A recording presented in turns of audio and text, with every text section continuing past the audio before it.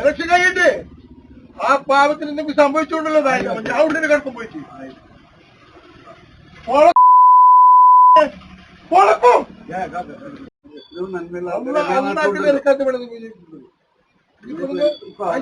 നിങ്ങൾക്ക് മുന്നേ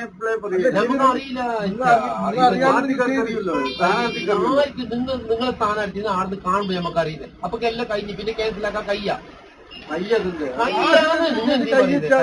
നിങ്ങൾ എടുക്കുന്നില്ലേ? നിങ്ങളെ കാര്യം കഴിയുമ്പോൾ പിടിക്കുന്നില്ല.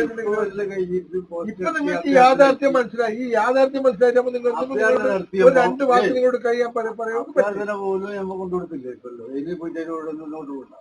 അല്ല, നിങ്ങൾ വോട്ട് കൊടുക്കണ്ടെന്ന് പറയണ്ട. നിങ്ങൾക്ക് അറിയില്ല വരേണ്ടത്. നിങ്ങൾ നിരപരാധി എന്ന് പറഞ്ഞാൽ കാരണം ഇങ്ങനെ ഒരു അന്ധമായി നിൽക്കുന്നത് നമുക്കറിയില്ല. ഇത് ചീറ്റിംഗ് പരിപാടിയാണ്. അതല്ല, അതാണെന്ന് തന്നെ പറഞ്ഞല്ലോ ബ്രഹ്മണി.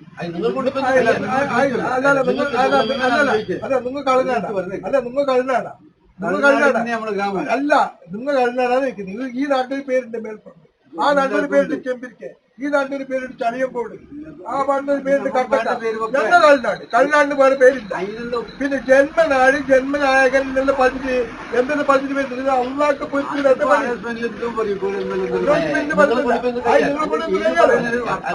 നമുക്ക് അറിയണ്ടു. നിങ്ങളെ കൊണ്ട് അറിയില്ലെങ്കിൽ അറിയണ്ട.